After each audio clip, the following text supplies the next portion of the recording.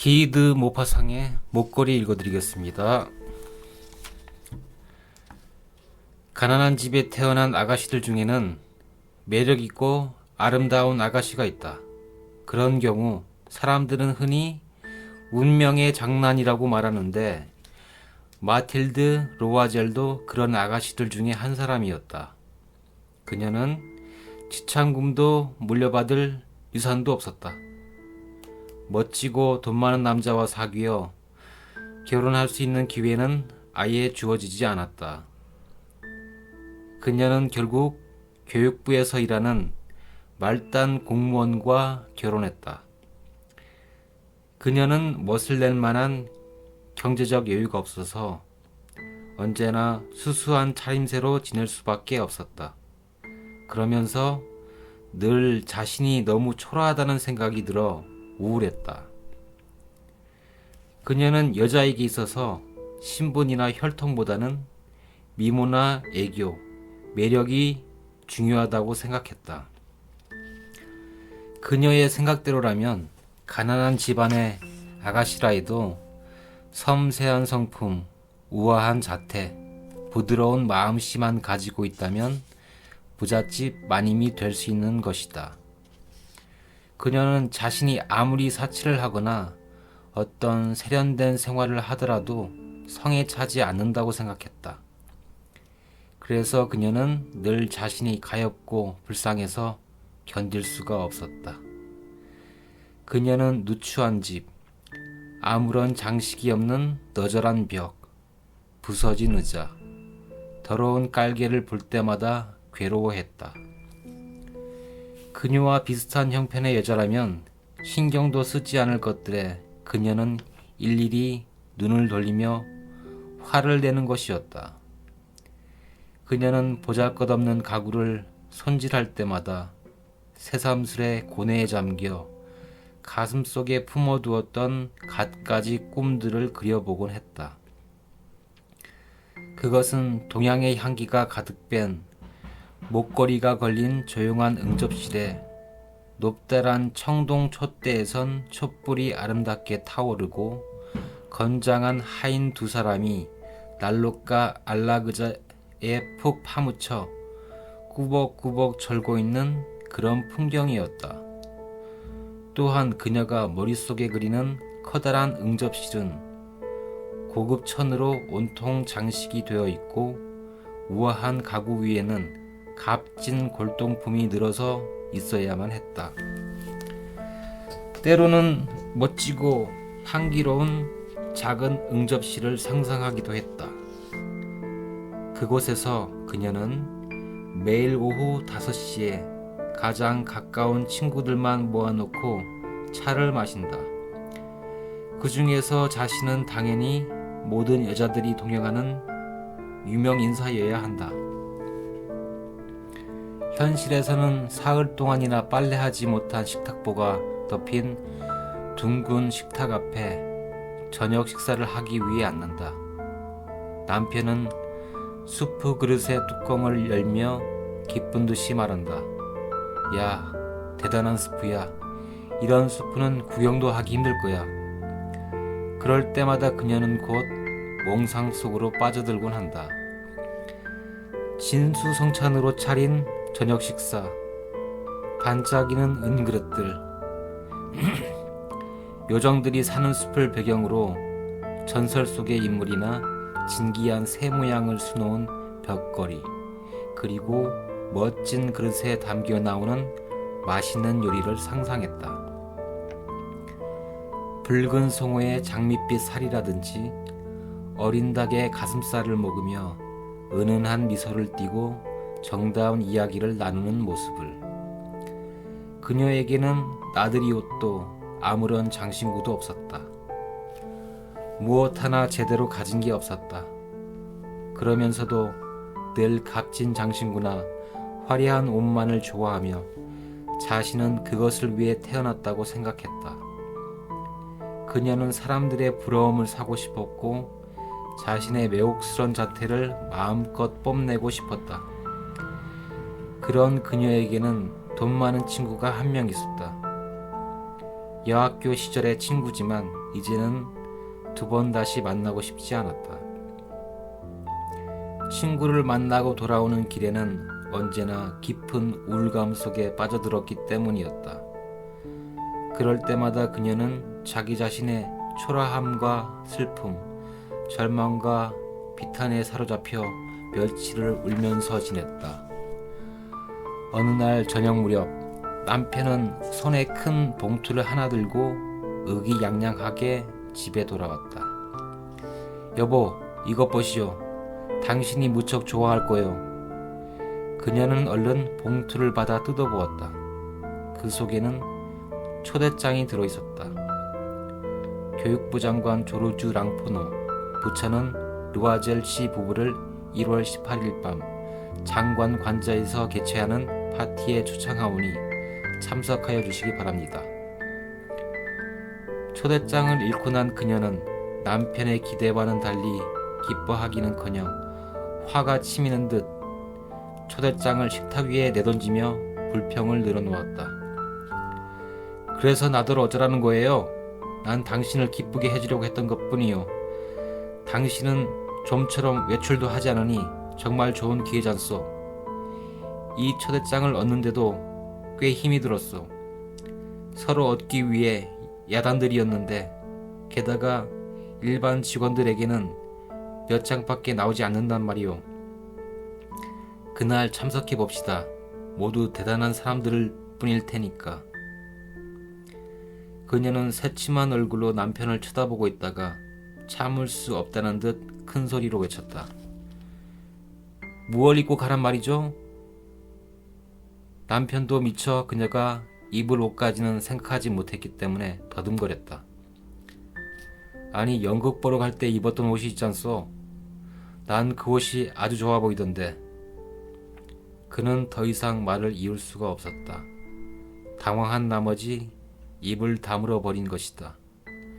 아내의 얼굴에는 두 줄기 눈물이 눈가에서 입술로 서서히 흘러내리고 있었다. 그는 그녀를 달래며 조심스럽게 물었다. 왜 그러? 무슨 일이요? 그러나 그녀는 겨우 치밀어 오르는 감정을 억누르며 눈물을 닦았다.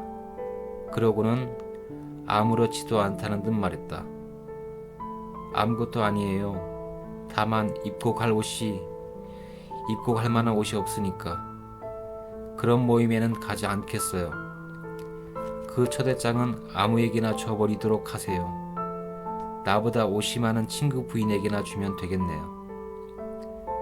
남편은 어찌할 바를 몰랐다. 그럼 마틸드, 얼마나 있어야 괜찮은 옷 한 벌을 살 수 있겠소? 다른 때에도 입을 수 있고 그다지 비싸지 않은 걸로 말이요. 그녀는 잠시 아무 말도 하지 않은 채 재빨리 머릿속으로 여러 가지 계산을 하였다. 얼마나 불러야 이 소심한 공무원이 놀라지도 않고 딱 잘라 거절하지도 않을지 여러모로 생각했다. 마침내 머뭇거리며 그녀가 대답했다. 글쎄요, 잘은 모르겠지만 한 400프랑 정도면 살 수 있을 것 같아요. 남편의 얼굴이 약간 창백해졌다. 사실 이번 여름에는 엽총을 사서 친구들과 함께 사냥을 갈 셈으로 꼭 그만큼의 돈을 저축해 두었기 때문이었다. 그렇지만 그는 아내를 위해 결심했다. 좋아, 400프랑을 주겠소. 그 대신 꼭 멋진 옷을 사도록 해요. 파티 날이 다가오고 있었다. 그런데도 로아젤 부인은 쓸쓸하고 근심스러운 기색이었다. 여보, 왜 그래? 며칠 당신 안색이 좋지 않은 것 같소. 그녀가 대답했다. 아무래도 파티에 가지 말까봐요. 전 버섯 같은 것은 하나도 없으니까 생각해보세요. 내가 얼마나 초라해 보이겠는지 말이에요. 그러느니 파티에 가지 않는 편이 좋겠어요. 남편이 말했다. 꽃이라도 꽂고 가면 될 거 아니요. 이런 계절에는 보석보다는 꽃이 더 아름다워 보일 거요. 10프랑만 주면 예쁜 장미를 두세 송이 정도는 살 수 있다니까. 그녀는 그의 말에 따르지 않았다. 싫어요. 부자들 틈에서 나 홀로 가난뱅이 차림을 하고 있는 것만큼 자존심이 상하는 일이 또 어디 있겠어요. 그러자 남편이 벌컥 화를 내며 소리쳤다. 바보 같으니 포레스티의 부인을 찾아가 그 친구에게 장신구를 빌리면 되잖소. 친한 사이니까 그 정도 부탁이야 들어주지 않겠소? 남편의 말에 그녀는 기뻐했다. 정말 왜 진짜 그 생각을 못했을까요?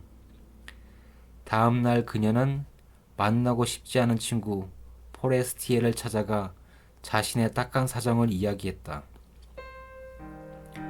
포레스티에 부인은 거울이 달린 옷장에서 커다란 보석 상자를 꺼내왔다. 보석 상자의 뚜껑을 열며 포레스티에 부인은 로아젤에게 말했다. 자, 마음에 드는 걸로 골라. 그녀는 먼저 반지 몇 개와 진주 목걸이를, 그 다음에는 금과 보석을 박아 훌륭하게 세공한 베니스제의 십자가를 보았다. 그녀는 거울 앞에 서서 여러 가지 목걸이를 걸어보았다. 그러나 일단 손에 그 보석들을 잡으면 좀처럼 놓기가 어려워 마음을 정하기가 힘들었다. 그녀는 어찌할 바를 모르며 망설이다가 물었다. 이제 다른 것은 없니? 여기 있어. 직접 찾아봐.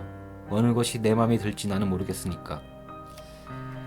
그녀는 검은 비단 상자 속에서 눈부시게 화려한 다이아몬드 목걸이를 찾아냈다. 순간 그녀의 심장이 두근거리며 목걸이를 쥔 손이 떨려왔다. 그녀는 목이 긴 옷을 입고 있어서 옷 위로 목걸이를 걸어보았다. 그리고 자신의 모습에 스스로 도취되어 넋을 잃었다. 그녀는 주저하며 친구에게 물었다. 이것 좀 빌려줄 수 있니? 다른 건 필요 없어. 좋아, 염려 말고 빌려가. 그녀는 친구의 목을 껴안고 열렬히 키스를 퍼부었다. 그리고 목걸이를 두 손에 꼭 쥐고 집으로 바삐 돌아왔다. 드디어 파티날이 되었다. 로아젤 부인은 대성공을 거두었다. 그녀는 어느 누구보다도 아름다웠으며 폼이 있고 우아했다. 또 애교가 넘쳐 흘렀고 얼굴은 기쁨에 차 있었다. 모든 남자들이 그녀에게 눈길을 주고 이름을 물었다. 관리란 관리는 모두 그녀와 춤추고 싶어 했고 장관마저 넋을 잃은 채 그녀를 바라보았다. 그녀는 즐거워하며 정신없이 춤을 추었다. 자신의 아름다움, 성공, 그것이 가져다준 영광에 젖어들어 그것 말고는 아무것도 생각나지 않았다. 남자들의 찬사와 그녀의 마음속에서 깨어난 화려함에 대한 욕망, 또 다른 여자들에 대한 승리감 등으로 행복의 절정에 휩싸여 그녀는 꿈인 듯 생시인 듯 춤을 추고 또 추었다. 새벽 4시가 되어서야 그녀는 집에 돌아가려고 준비했다.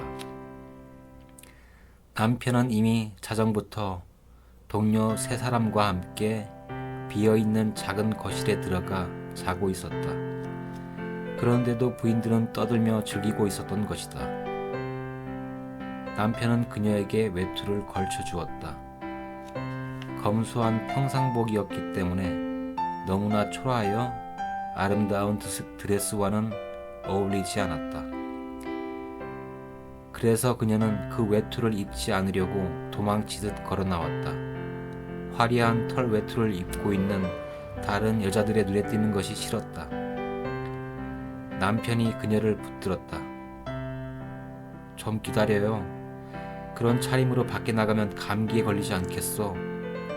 내가 나가서 마차를 불러오리다. 그러나 그녀는 그런 그의 말에 귀를 기울이지 않고 급히 계단을 내려갔다.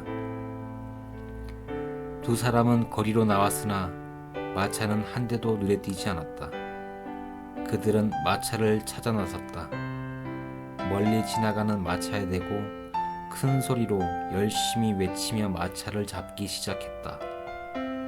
결국 그들은 마차 잡는 일은 포기하고 추위에 몸을 떨며 샌강 쪽으로 내려갔다.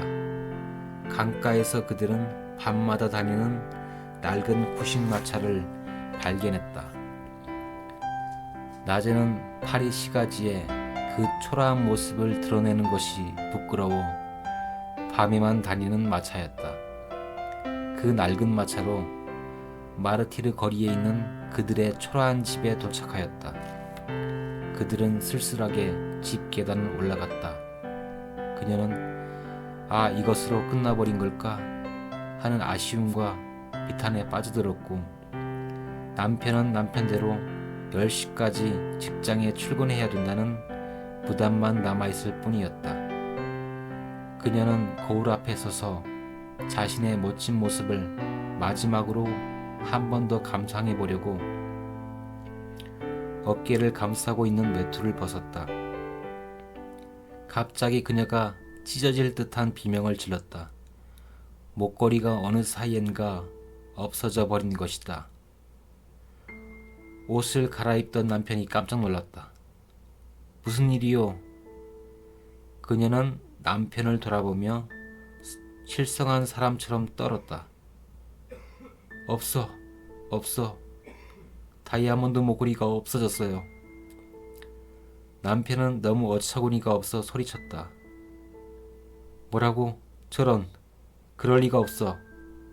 그들은 외투, 속자락, 호주머니 등등 목걸이가 있을 만한 곳은 모조리 뒤져보았다. 그러나 목걸이는 보이지 않았다.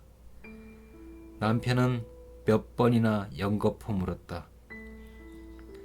무도회장을 나올 때는 있었던 게 확실하오? 그럼요. 장관 관자에서 만져보았는걸요. 그렇지만 길거리에서 떨어뜨렸다면 소리가 들렸을 거요. 마차 안에서 잃어버린 게 틀림없군. 그럴지도 모르겠어요. 마차 번호를 기억해요? 아니, 당신은 기억하고? 나는 번호를 보지 못했어. 나도 못 봤어요. 그들은 낙심하며 서로 멍하니 바라보았다. 남편은 다시 옷을 갈아입으며 말했다. 어쨌든 나가봐야겠소. 우리가 걸었던 길을 되짚어가며 찾아보도록 하겠소. 그는 밖으로 나갔다. 그녀는 자기를 그토록 아름답게 만들어 주었던 드레스를 벗을 생각도 침대에 누울 생각도 하지 못했다. 그저 불기운도 없는 추운 방에서 의자 위에 멍하니 웅크리고 앉아 있었다. 아침 7시가 다 되어서야 남편은 빈손으로 돌아왔다. 그는 다시 경찰서로 갔다. 신문사에 가서 현상 광고도 의뢰했고 마차 회사로 달려가 조금이라도 짐작이 가는 곳이라면 모조리 찾아다녔다. 그녀는 이 엄청난 제나루로 넋이 나간 듯이 멍해져 하루 종일 남편이 돌아오기만 기다렸다. 저녁 무렵이 되어서야 르와젤은 눈이 쑥 들어가고 얼굴이 까칠해져 돌아왔다. 헛수고만한 셈이었다. 그가 말했다. 친구에게 편지를 쓰는 게 좋겠어. 목걸이 고리가 고장이 나서 수선을 맡겼다고 말이요. 그러면 그때까지 시간을 벌 수 있을 거요. 그동안 무슨 수를 써봅시다. 그녀는 남편의 말대로 편지를 썼다. 그 후 일주일이 지나고 희망은 모두 사라져버렸다. 르와젤은 그동안 폭삭 늙어버린 느낌이었다. 그가 단호하게 말했다. 그 목걸이와 똑같은 다른 목걸이를 사줄 수밖에 없겠소. 다음 날 그들은 목걸이가 들어있는 상자를 가지고 그 상자에 적혀있는 보석상을 찾아갔다. 보석상은 장부를 들추어 보았다. 부인, 그 목걸이는 저희 가게에서 판 물건이 아닙니다. 그냥 상자만 드린 것 같군요. 그들은 기억을 더듬으며 잃어버린 것과 똑같은 목걸이를 사기 위해 이 가게 저 가게로 찾아 헤맸다. 두 사람 모두 근심과 불안으로 다 죽어가는 사람처럼 보였다. 그들은 어느 가게에서 자신들이 찾고 있는 다이아몬드 목걸이와 똑같은 것을 찾아냈다. 값은 4만 프랑이지만 3만 6천 프랑에 주겠다고 했다. 그들은 3일 안에 살아올 테니 다른 사람에게 팔지 말라며 신신당부했다. 그리고 만일 2월 말까지 잃어버린 목걸이를 찾게 되면 3만 4천 프랑에 되팔겠다는 조건도 붙였다. 르부아제에게는 아버지가 남겨준 1만 8천 프랑이 있었다. 나머지는 빌릴 수밖에 없었다. 그는 이 사람에게서 1000프랑, 저 사람에게서 500프랑, 이곳에서 5루이, 저곳에서 3루이 하는 식으로 닥치는 대로 돈을 빌렸다. 차용증서를 쓰고 전 재산을 담보로 잡히고 고리대금을 비롯한 모든 금융업자와 거래를 맺었다. 그는 자기 인생까지도 위험한 일에 빠뜨리며 과연 갚을 능력이 있는지 없는지도 생각해 보지 않고 여기저기 함부로 서명했다. 그는 앞으로 닥쳐올 고난, 자기에게 엄습해오는 암담한 생활과 모든 물질적 궁핍과 정신적 고뇌에 대한 생각으로 공포에 떨며 보석상 계산대 위에 3만 6천 프랑의 돈을 올려놓았다. 르부아제 부인이 목걸이를 돌려주러 갔을 때 포레스티의 부인은 새침하게 말했다. 이렇게 늦게 갖다주면 곤란하잖니. 만일 내가 이 목걸이를 쓸 일이 생기면 어떻게 하려고. 그녀는 친구가 상자를 열어볼까 마음이 조마조마했다. 만약 목걸이가 바뀐 걸 알아챈다면 무슨 일이 벌어질까? 친구가 무슨 말을 할까? 나를 도둑이라고 생각하지는 않을까? 그러나 포레스티의 부인은 상자를 열어보지 않았다. 르부아제 부인은 가난한 삶이 얼마나 비참한 것인지 잘 알고 있었다. 그녀는 비장한 결심을 하였다. 무시무시한 빚을 어떻게 해서라도 갚아야만 했기 때문이었다. 그들은 하녀를 내보내고 남의 집 다락방을 새내어 이사를 했다. 그녀는 집안일이 힘들다는 것도 부엌일이 괴롭다는 것도 알게 되었다. 기름 낀 접시와 냄비를 닦느라 그녀의 장밋빛 손톱이 망가져갔다. 그녀는 더러워진 속옷과 셔츠, 걸레를 빨아서 줄줄이 널어 말렸다. 아침마다 큰 길까지 쓰레기를 들고 내려갔고 수돗물을 받아 층계를 올라갔다. 층계를 오를 때면 층층마다 멈춰서 숨을 돌려야 했다. 그녀는 허름한 차림새로 장바구니를 들고 채소 가게와 정육점에도 갔다. 수치스러웠지만 물건을 살 때면 값을 깎고 또 깎아 얄팍한 호주머니에서 한 푼이라도 덜 쓰려고 노력했다. 매월 그들은 어음을 지불해야 했고 다시 다른 어음으로 바꿔 써주며 지불 날짜를 연기해 나가야 했다. 르부아젤은 저녁에는 어느 가게에서 장부를 정리해주고 밤에는 서류를 대신 써주는 일로 약간의 돈을 벌었다. 이런 생활이 10년이나 계속되었다. 10년이 지나 그들은 빚을 모두 갚았다. 고리대금의 이자에 이자가 붙고 또 그 이자가 이자를 낳은 것까지도 모조리 갚아버렸다. 르부아젤 부인의 곱던 자태는 이제 다 사라지고 마치 노파와 같은 모습이 되었다.